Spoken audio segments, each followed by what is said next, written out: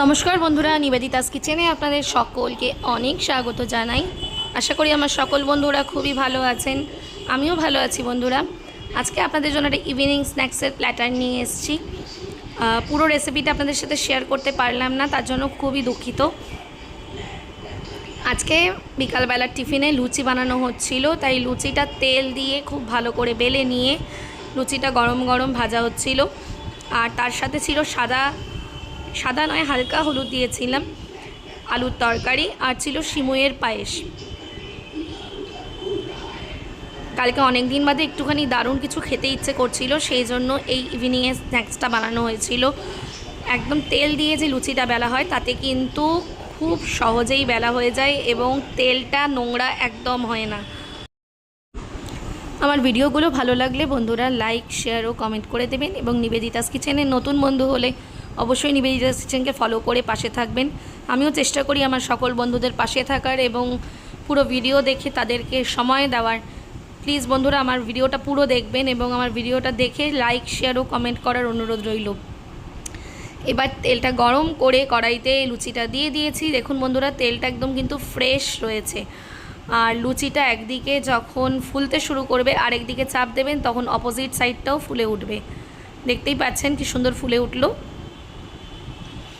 এইভাবে আপনারা ফুলকো ফুলকো লুচি বাড়িতে বানিয়ে নিতে পারেন। আজকে লুচি বানানোর রেসিপিটা শেয়ার করলাম। ময়দাটা তো আমরা নুন, চিনি আর অল্প একটু সাদা তেল দিয়ে ময়ান দিয়ে ময়দাটা মেখেছিলাম।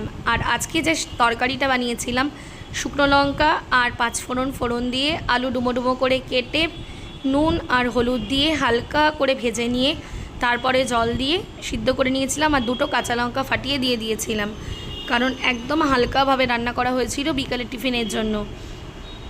পুরো ভিডিওটা বন্ধুরা শেয়ার করতে পারলাম না, তার জন্য আমি খুবই দুঃখিত।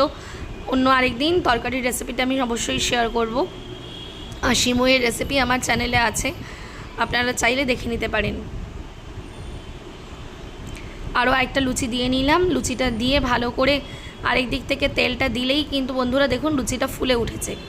দিয়ে যেহেতু একদম সাদা সাদা লুচি ভাজছিলাম, সেই জন্য খুবই হালকা করে ভাজা হচ্ছিল। বেশিক্ষণ তেলে রাখলেই কিন্তু লুচিটা করকরে হয়ে যাবে, শক্ত হয়ে যাবে পরে। এজন্য সাদা সাদা করে ভাজলে কিন্তু বেশ অনেকক্ষণ অবধি নরম থাকে, পরের দিন অবধিও নরম থাকে। আর লুচি ভাজার পরে আপনারা যদি কোনো ঢাকা দেওয়া পাত্রে রেখে দেন তাহলে কিন্তু বেশ অনেক দিন, মানে পরের দিন অবধিও নরম থাকবে, ফ্রিজে ঢোকানোর প্রয়োজন হবে না। আরও একটা লুচি ভাজা আপনাদের দেখালাম। এই লুচিটা কিন্তু একদম টুপটুপে গোল হয়েছিল, একদম ফুলকো লুচি। খুব ভালো করে তেলটা গরম হয়ে গিয়েছিল আর পরের দিকে সব কটা লুচি কিন্তু একদম ফুলকো ফুলকো করে ভাজা হয়েছিল। দেখুন বন্ধুরা, মাঝখানে আমি তেলটা যখন ট্যাপ ট্যাপ করলাম তখন দেখতেই পাচ্ছেন যে লুচিটা কিন্তু পুরো ফুলকো হয়ে ফুলে উঠলো। খুব সুন্দর করে লুচিটা ফুলে উঠেছে। আর এই ফুলকো লুচিটা আমি এবার পাত্রে দেখিয়ে দিচ্ছি আপনাদের। দেখুন প্রত্যেকটা লুচি, পরের দিকে বললাম না সব কটা লুচি ফুলেছিল, আমার সব কটা লুচি ফুলেছে। এবার আপনাদের সাথে যে প্ল্যাটারটা আমি বানিয়েছিলাম বিকালের টিফিনের জন্য সেটা শেয়ার করছি। এখানে রয়েছে আলুর তরকারি, সিমুইয়ের পায়েস, কাজু কিশমিশ দিয়ে করেছিলাম, আর চাই লুচি। আজকের এই রেসিপিটা আপনাদের কেমন লাগলো? আজকে আমি শুধু লুচির রেসিপিটাই দেখালাম আর আলুর তরকারির রেসিপিটা আপনাদের আমি শেয়ার করলাম, মুখে বলে দিলাম। এই আলুর তরকারির রেসিপিটাও আমার চ্যানেলে রয়েছে বন্ধুরা। নিবেদিতাস কিচেনের ভিডিওগুলো ভালো লাগলে লাইক, শেয়ার ও কমেন্ট করে দেবেন। আর আমার চ্যানেলে নতুন বন্ধু হলে অবশ্যই নিবেদিতাস কিচেনকে ফলো করে পাশে থাকবেন।